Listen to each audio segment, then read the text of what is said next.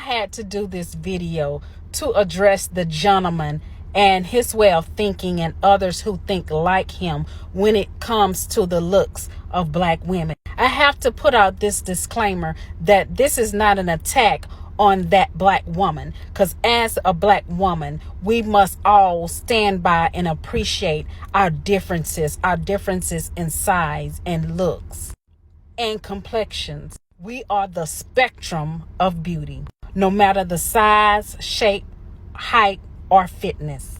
All black women set the standard for everyone else. But in this video, this gentleman is saying some things that made me very uncomfortable when it comes to the esteem of and judgment by men for the black woman.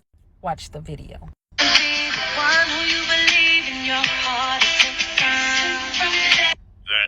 woman is fucking gorgeous. Do y'all see how comfortable she is in her own skin? Bro, this is what men, most of us, mean when we say we love natural women. Look at her hair. It's hers. It's nice. It's beautiful. It's not 10 foot of fucking weave. You know what I'm saying? Look at her face. She don't have 30 pounds of makeup on hiding her true beauty. You know what I'm saying? She don't have her ass all out.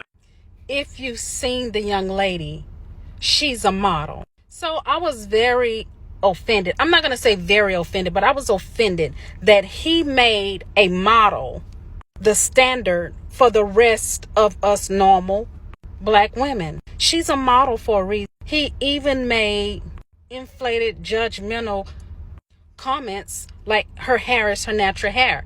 We have no way of knowing that. That can easily be a wig. We also see that she's wearing makeup. He said this is what most of us men want. But his own girlfriend or wife or whomever she is not natural, which is okay. It's fine if she chooses not to be natural. Because I'm wearing my natural hair today, but I don't always wear my natural hair. And it took me some time to get comfortable in wearing my natural hair. He also mentioned women getting BBL. Well, that woman is probably in her 20s. Most people in their 20s are not getting BBLs. The women getting BBLs are women who have had children or are older in age and just have experienced the droop of life that comes with age, especially after having children. In this statistic here, you can see that women ages 35 to 50, you can see in this statistical data that patients 35 through 50 had the most procedures done when it comes to plastic surgery. So him comparing a 20-year-old model to the average black woman is not logical.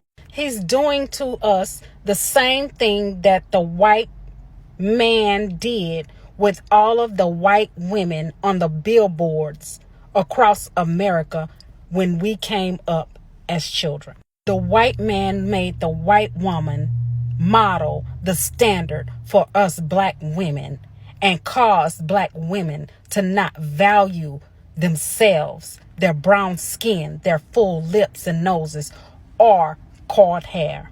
Can you imagine me as a child, then learning as an adult that white women actually wore fake hair, fake nails? Because of the inferiority I was made to feel as a teenager, myself, like many other black girls, had to deal with self-esteem issues that came from a false understanding that our beauty is the original beauty and that everyone else tries to copy the black woman. That derived from a lack of understanding that the black girl's beauty is the original beauty that everyone else tries to duplicate. But like all things, they make what we do ugly, unnatural, and inferior. And then they turn and do the same thing.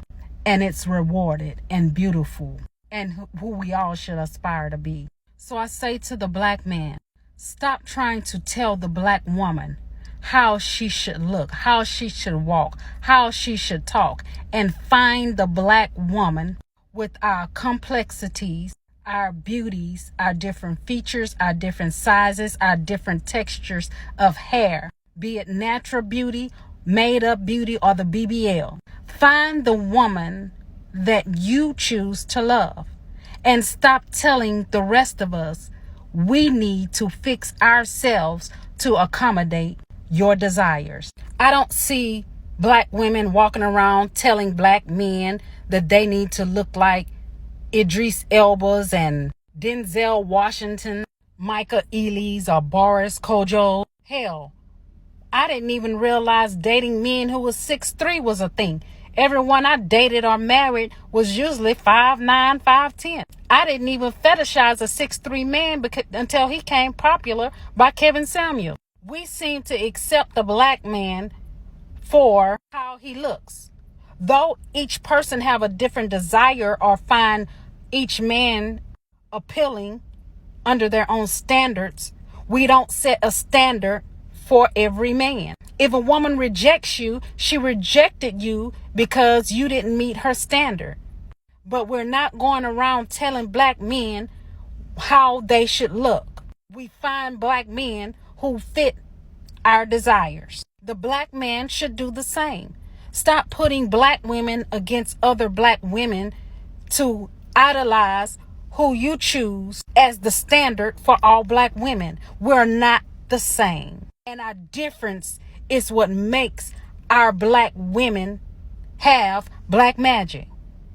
Because there's beauty in every size and every shade, every hair texture, every wig, every BBL. We're all different. And from us should be the standard for every other woman, not the black woman.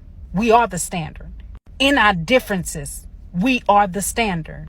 If you want a woman to feel comfortable in her natural state around you, allow her to be in her natural state comfortably around you. I married an African man who I know appreciates my natural hair. Though I may wear wigs at times to give my natural hair a rest, he never condemns me for doing so. Just in the bed, he may pull my wig off and run his hands through my 4-week-old cornrows.